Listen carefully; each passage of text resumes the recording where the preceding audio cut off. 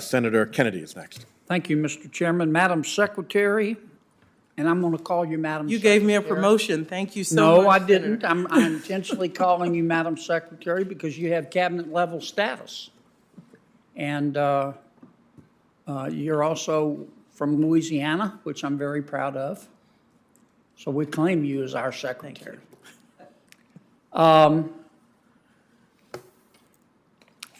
Does it embarrass you, and I know it must because it embarrasses me, this is not a loaded question, that the federal government continues, as we have for a while, to send money to dead people? And they cash the checks. You and I have talked about this a couple of years ago, and of course, we should not. That should not be happening. Well, here's what I'm hoping that the administration will take a look at. During the stimulus period, when we were trying to keep our society on its feet, we sent out checks to $1.4 billion worth of checks to dead people. And they were cashed, obviously fraud. And as best I can tell, we don't know for sure, but we send out between $1 and $2 billion of checks a year continuously to dead people, and they're cashed, obviously fraud.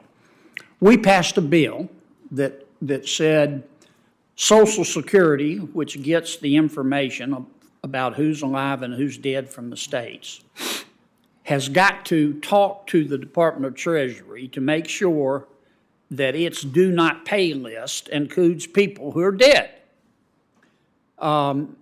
It was a shame we had to pass a bill to implement common sense, but nonetheless we did it. But in order to get the bill passed, I had to make some compromises. I can't imagine anybody would be against it. We're going to start doing that on December 23rd of this year, but it's only for 3 years. And the Government Accounting Office says we ought to make it permanent. And I'm going to try to make it permanent. And I really wish, I'm not going to ask you today because I know you have to talk to the president, but if you could talk to the president and try to get a commitment to let's pass that. I will. One of the things that was shocking to me is Treasury in the last administration and this list from Social Security had to develop an MOU to even share this database, and you would think it would be easy to do that. So I support you. I'd also ask you to work with us. We have a fraud proposal in the budget that make sure IGs have what they need, make sure we go after fraud in the UI system, where we saw transnational crime syndicates, frankly, take advantage of the system. So I'd love to work with you on that as well. Yeah. Another area I'm hoping the administration will look at, we're spending a lot of money to send pharmaceutical drugs to certain hospitals at really, really low prices.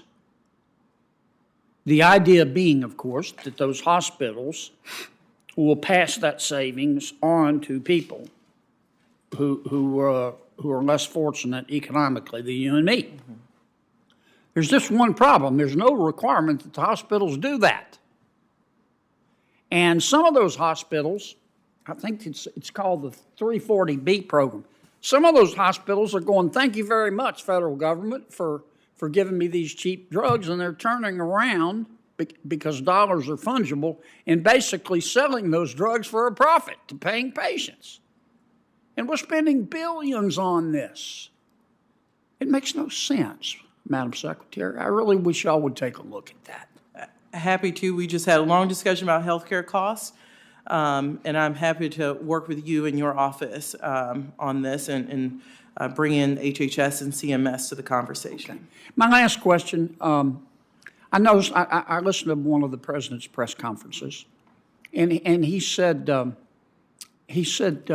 you know, nobody, no middle income people are going to have to pay any of this $4.7 trillion worth of new taxes.